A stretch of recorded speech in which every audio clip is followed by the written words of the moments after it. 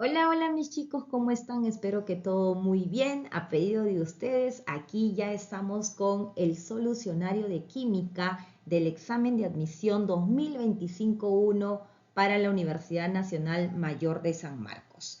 Esto corresponde al área A, así que espero que esté bien claro y que les ayude mucho para que pueda contribuir con su aprendizaje. Recuerda dejar tu like.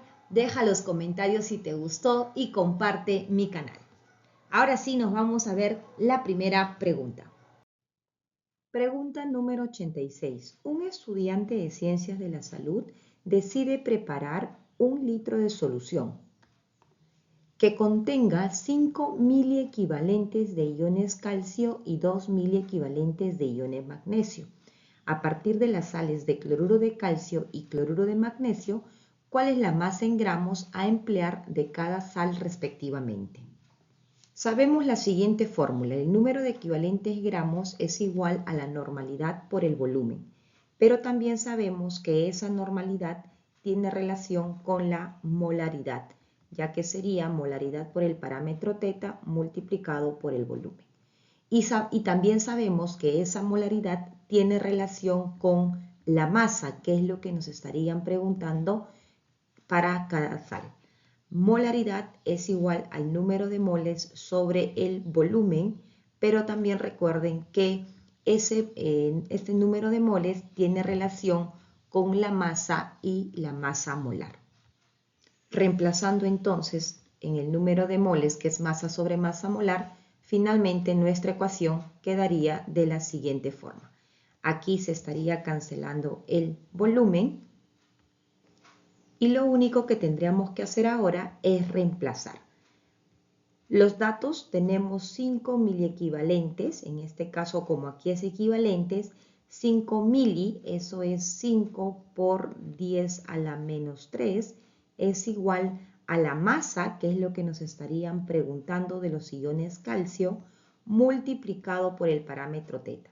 Recuerda que para el ion calcio, ¿no?, que se encuentra en la sal de cloruro de calcio, es una sal donde el ion cloruro es menos 1 y por lo tanto aquí el ion calcio es más 2, lo cual te permite determinar el parámetro teta y poder calcular cuánto es la masa molar de ese cloruro de calcio.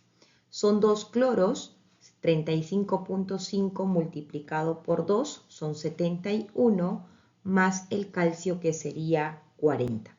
Todo eso nos suma 111 gramos por mol para esa sal de cloruro de calcio. Reemplazamos aquí, el parámetro teta es 2 y la masa molar sería 111. Y de aquí podemos calcular cuánto es esa masa de dicha sal que se requiere para esos 5 miliequivalentes. 0.2775 gramos. Y lo mismo tenemos que hacer para el cloruro de magnesio.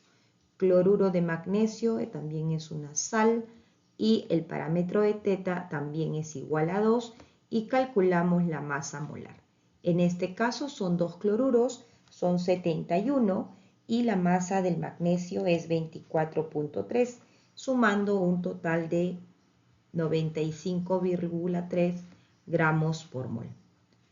Nos dicen que es 2 miliequivalentes. De la misma forma, para quitar el mili, ponemos 10 a la menos 3 y ya estaría en equivalentes. Y la masa sería lo que nos están preguntando, el mismo parámetro teta.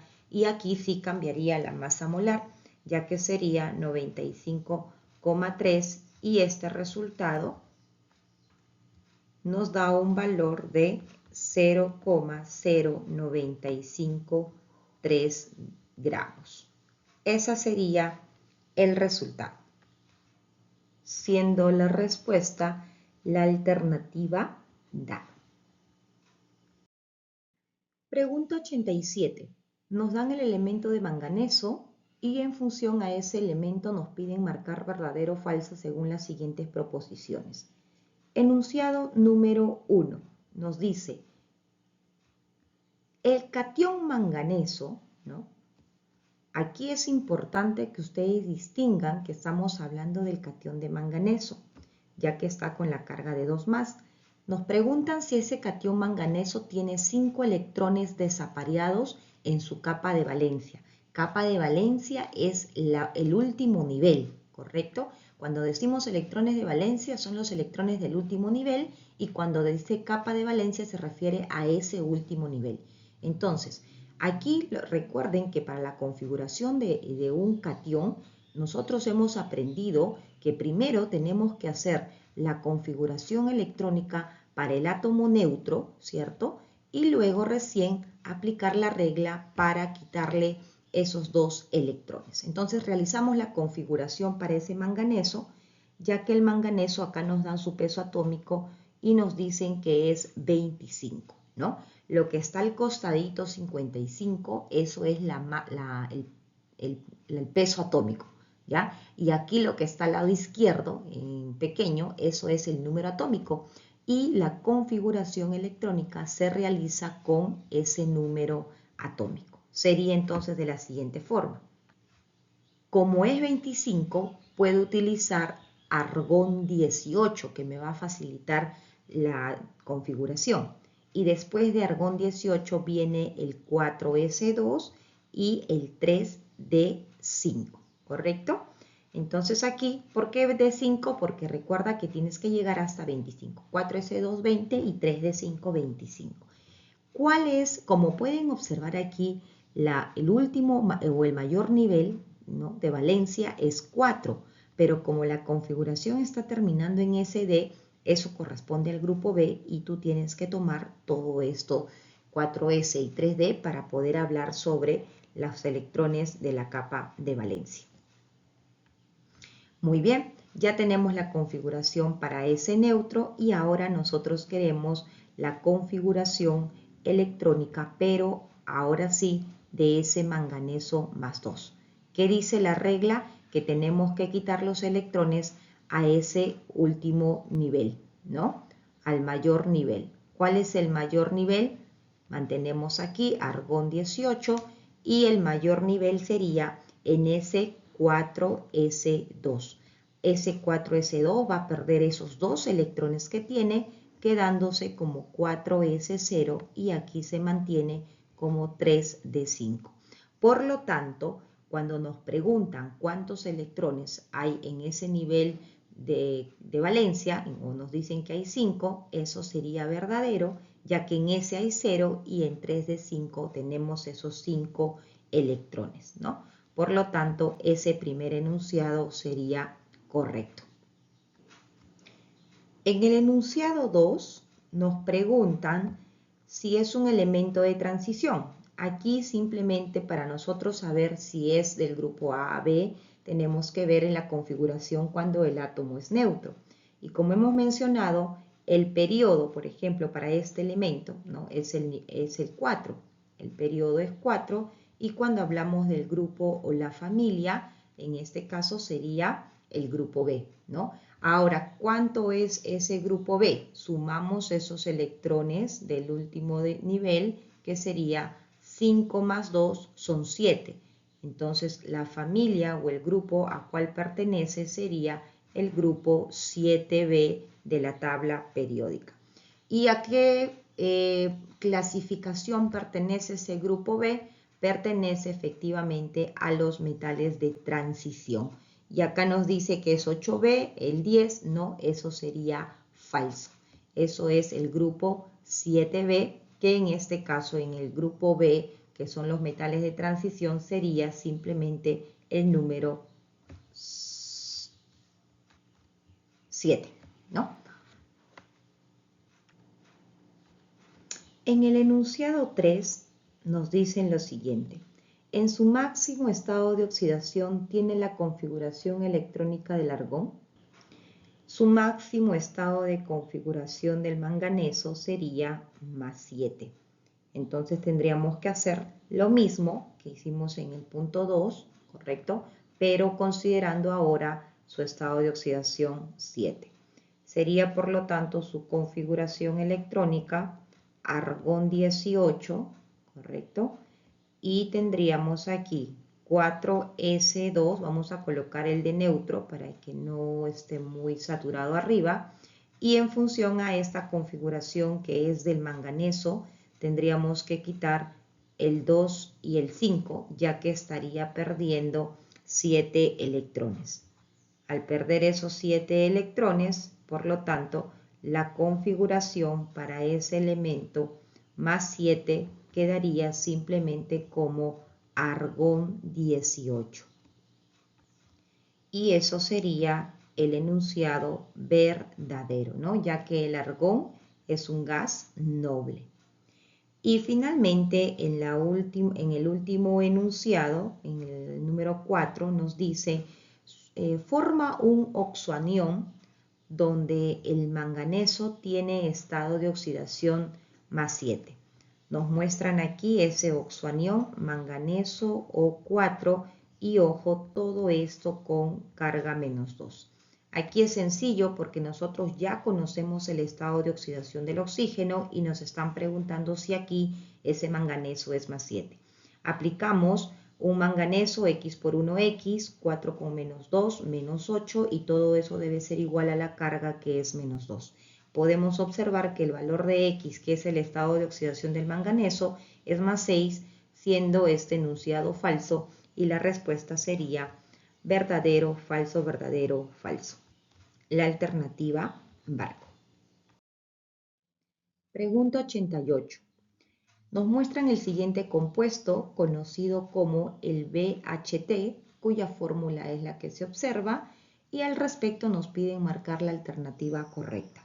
Observamos que la base de esa estructura es el anillo de benceno y tiene como principal grupo de peso el OH, lo que le va a clasificar a esta estructura como la base de un fenol. Ese fenol se puede observar que tiene los sustituyentes, todos los que están aquí serían los sustituyentes.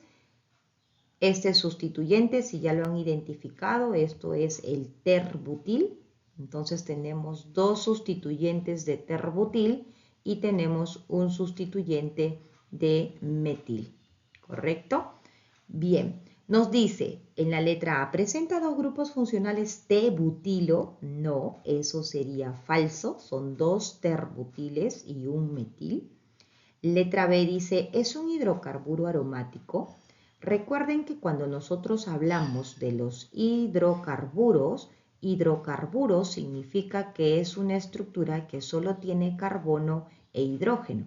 Aquí ya estamos viendo la presencia del oxígeno, ¿no? Y peor, no es tolueno porque ya hemos dicho que la base de dicha estructura es el fenol. Su nombre. Para dar el nombre a esta estructura, recuerden que este carbono tiene prioridad siendo número 1 y vemos que las demás estructuras, los sustituyentes, están en la misma posición tanto a la izquierda como a la derecha. Entonces da lo mismo, enumeramos y el nombre de dicha estructura sería en orden alfabético. Aquí tenemos el butil porque recuerda que el ter no se considera y aquí tenemos la M de metil. ¿Cuál sería el nombre de dicha estructura? Orden alfabético, encontramos aquí en el 2 y encontramos aquí en el 6 terbutil, así que sería 2,6 diterbutil, ¿correcto? Diterbutil. Ahora sí, seguido del metil, que sería en la posición 4, está el metil, y el nombre de la estructura base principal, que en este caso sería el fenol. Eso sería su nombre, lo cual indica que este enunciado C sería correcto. Letra D nos dice las posiciones orto, meta y para están sustituidas. Como podemos ver, la posición 1,2, el cual hemos visto que es orto, la posición 1,3 que es el meta y la posición 1,4 que es el para, no se encuentran todos sustituidos, ¿verdad? Solo está en la posición en el 2, ¿no? Está en el 4, ¿no? Y está en la posición aquí al lado derecho, que prácticamente sería también en la posición 2, ¿no? Por lo tanto, eso sería falso, ¿no? No hay sustituyentes en la posición 3, no hay sustituyentes en la posición 5. En la letra E nos dice, es muy soluble en agua y solventes polares, ¿no? Recuerden que es el grupo OH, al tener el grupo OH, es una estructura que puede tener una cierta polaridad, porque lo hemos visto, ¿verdad? Los grupos OH facilitan la polaridad, pero al ser una estructura orgánica, recuerden que los compuestos orgánicos no son solubles en agua. Profesora, pero tiene el grupo OH, sí, pero recuerda que ese grupo OH le dará una cierta polaridad muy baja, ¿ok? Pero acá hay un término que te dice es muy soluble, no es muy soluble, ¿ya? Entonces, por lo tanto, este enunciado falso y nuestra respuesta como alternativa correcta sería la alternativa casa. Pregunta 88. Nos muestran dos monosacáridos en la letra A y en la letra B y al respecto nos piden marcar verdadero o falso en los siguientes enunciados. Enunciado número 1 nos dice, el compuesto A es una cetopentosa. Aquí podemos observar que el grupo funcional de esa estructura es ceto por la cetona.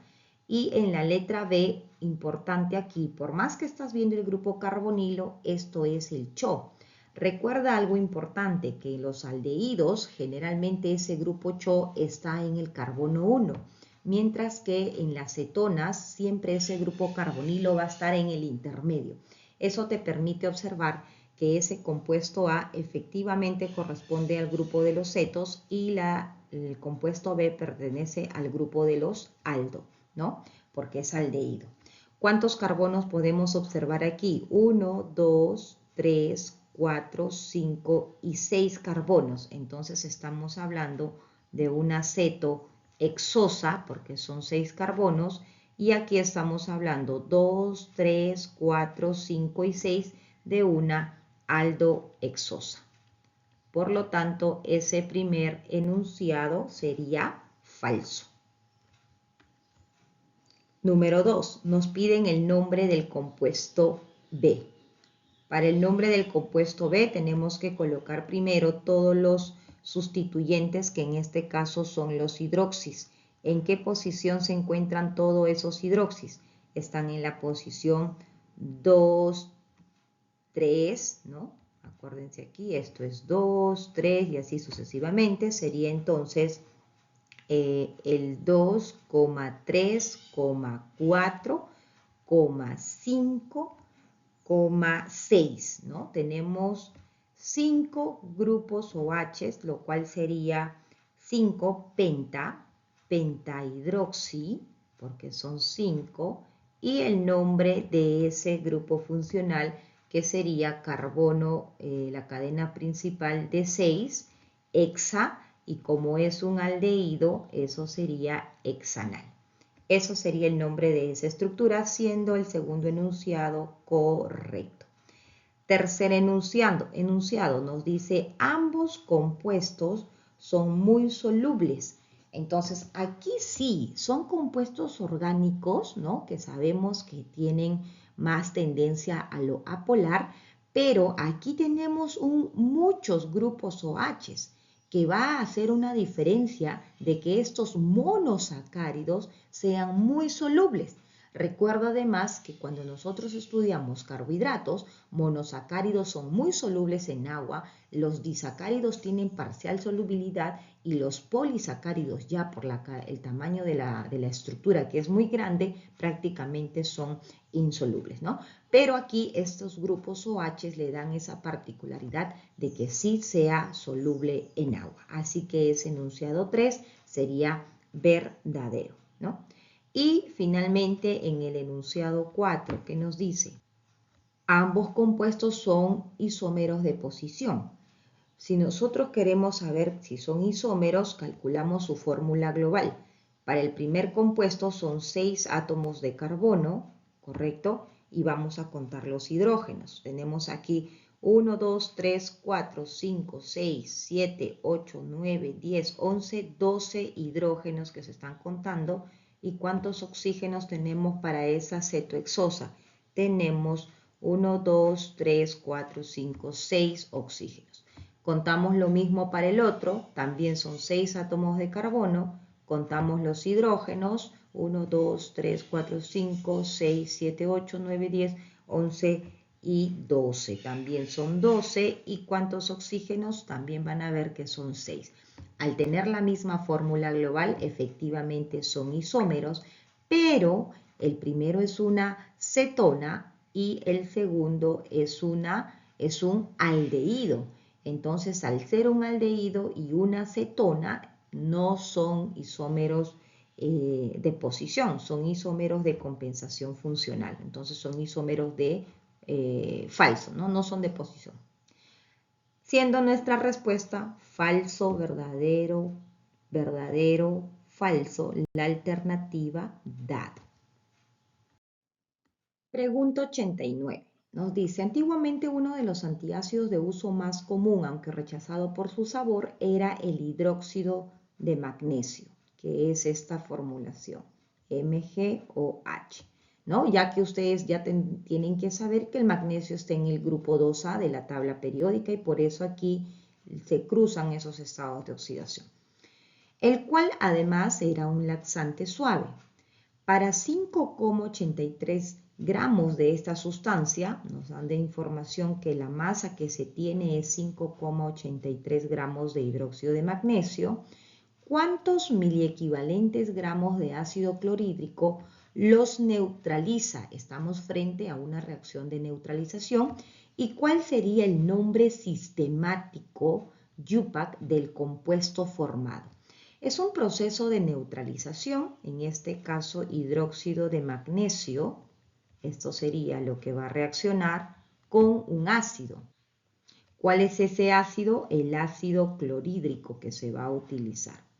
Aquí nosotros tenemos que recordar que cuando se tiene un ácido y se tiene una base, el OH reacciona con este hidrógeno formando lo que es H2O, y el magnesio estaría formando la sal con ese cloruro.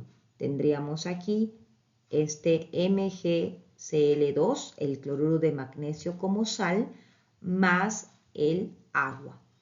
Entonces ya podemos tener el nombre de ese compuesto, ¿cierto? El nombre de esa estructura de lo que se está formando según la nomenclatura YUPAC, esto sería cloruro de magnesio, ¿no?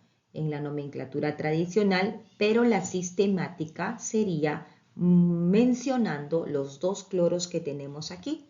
Entonces su nombre será dicloruro de magnesio. Eso sería el nombre para esa sal.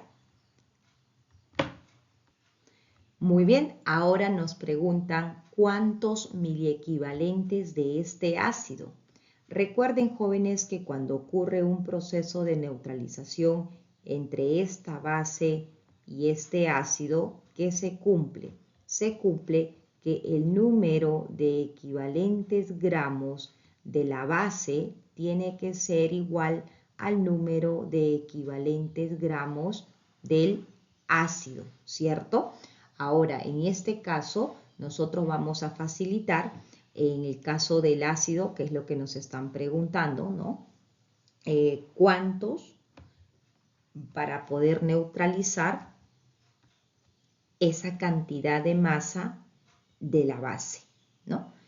Muy bien, entonces, ¿qué hacemos aquí? Miren, de la base que tenemos la masa, tenemos el peso equivalente. Recuerden que el número de equivalente gramos viene a ser la masa sobre el peso equivalente. En este caso va a ser de la base y eso es igual a ¿qué? En este caso, como nos están preguntando cuántos miliequivalentes del ácido clorhídrico, entonces lo dejamos tal cual, ¿no? Nos va a indicar aquí el número de equivalentes gramos del ácido. Y simplemente, ¿qué se hace? Reemplazar. Aquí es muy importante las unidades. Recuerda que te están preguntando en miliequivalentes, ¿no? Muy bien, ¿cuánto es la masa que se tiene del hidróxido? 5,83. ¿Cuál es el peso equivalente de ese hidróxido de magnesio. Tenemos aquí del magnesio 24,3 y del oxígeno 16. Sumamos el peso molecular, entonces su peso molecular de esa sustancia sería igual magnesio 24,3 más 2 del oxígeno, que son 16 por 2, 32, más 2 del hidrógeno, todo esto nos da 58,3 su masa molar de ese compuesto. Sería entonces aquí su masa molar 58,3, ¿okay? Aquí error, esto es la masa molar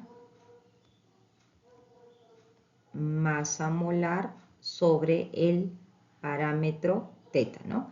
58,3 para esa sal,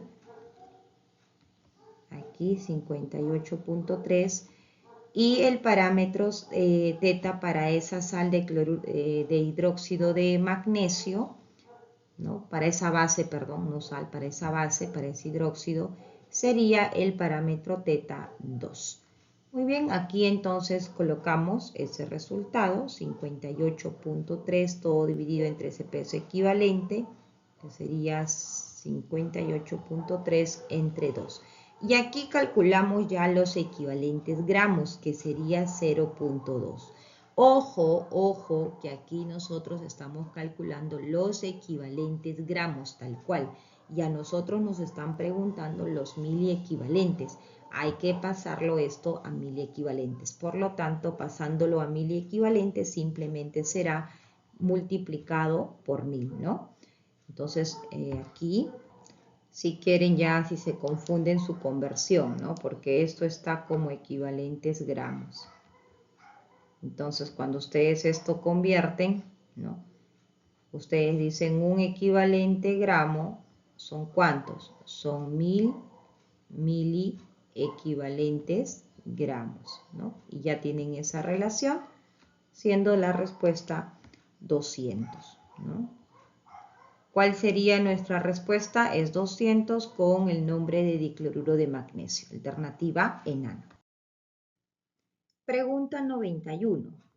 Nos hablan sobre los flavonoides y nos dan dos estructuras, estructura 1 y estructura 2, el cual nos piden marcar verdadero o falso con respecto a las siguientes proposiciones. Dice, 1. Ambos son compuestos polifenólicos de solubilidad similar al agua. Podemos ver que sí son polifenólicos, ya que tiene el anillo de benceno con el grupo OH, y esos grupos OH que presentan en cantidad en cada uno de los compuestos le va a dar ese comportamiento de polar haciéndolo soluble. Así que ese primer enunciado sería verdadero. En el enunciado 2 nos preguntan el número de electrones libres que tiene cada estructura. Nos dice que en la estructura 1 son 10 pares. Vamos a colocar, recuerden que el oxígeno siempre va a tener 6 electrones para poder formar enlaces, electrones de valencia. Aquí estaría faltando entonces un par, ya que recuerden que estos dos puntitos se representan con una línea. Aquí este oxígeno tendría aquí este oxígeno tiene 2 electrones, se está formando aquí. Este otro oxígeno también aquí. Y este oxígeno sería aquí y aquí. Entonces tiene 1, 2, 3, 4, 5, 6, 7, 8, 9, 10 pares de electrones el primer compuesto. Eso es correcto. Y veamos la otra estructura. Va a tener aquí 1, 2, 3, 4, 5, 6, 7, 8, 9, 10, 11 y 12. Muy bien, efectivamente tiene 12 pares, siendo ese enunciado también verdadero. Enunciado 3 nos piden que los dos compuestos tienen 12 carbonos con hibridación sp2 en los planos, ¿no? Recuerden que cuando hablamos en los planos, el anillo de benceno es planar. Y al ser planar, entonces esos carbonos van a presentar hibridación. Miren aquí, este carbono tiene hibridación sp2. Entonces aquí podemos ver, ¿no? Contando que este va a tener 1, 2, 3, 4, 5, 6 y por aquí también 1, 2, 3, 4, 5, 6, 6 carbonos con 6 carbonos, 12 carbonos con hibridación sp2, ¿no? Ahora vamos a contar el otro. Aquí también tiene 1, 2, 3, 4, 5, 6. 1, 2, 3, 4, 5, 6. Muy bien, por parte de los anillos de benceno podemos ver que son 12 en cada uno, ¿no? Pero aquí no te olvides, observa aquí que este carbono también tiene hibridación sp2 y este carbono también tiene hibridación sp2. Entonces sí, aquí podemos observar que tienen 12 en los dos anillos más este grupo carbonilo serían 13 carbonos con hibridación sp2, ¿no? Por lo tanto, esto sería falso.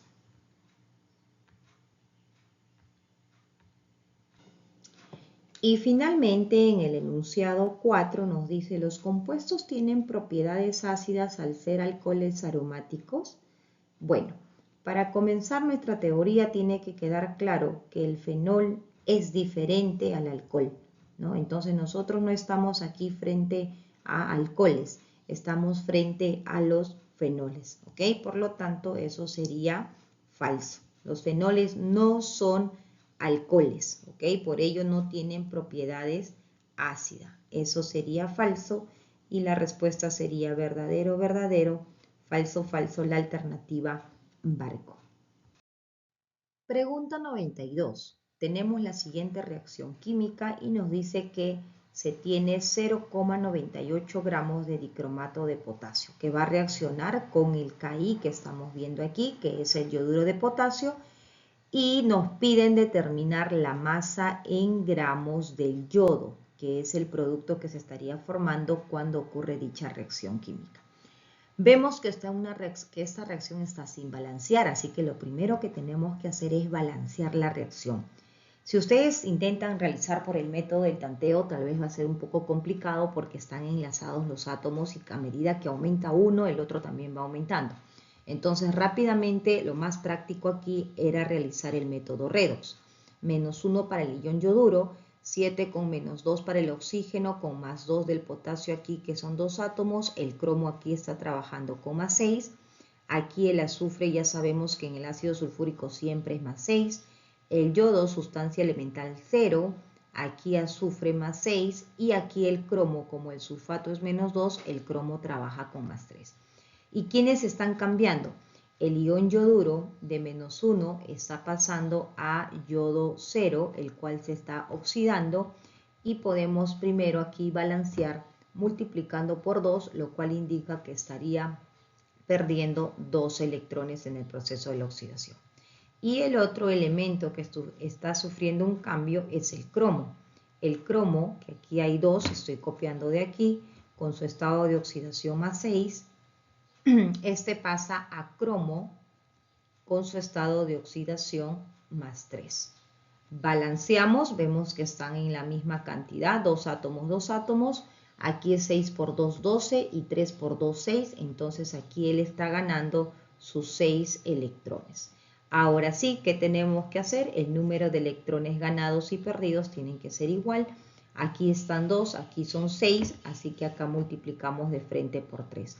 Y al multiplicar por 3, eso quiere decir que va a afectar a ese ion yoduro y va a afectar a ese yodo 0. Copiamos toda la reacción y colocamos los coeficientes que acabamos de multiplicar. 3 por 2, 6, aquí para este yodo que estamos multiplicando, y para este yodo molecular 3 por 1, 3.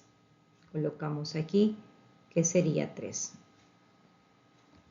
En el caso del cromo no hay problema, sería igual. Y ahora tenemos que verificar con ese método del tanteo, ¿cierto?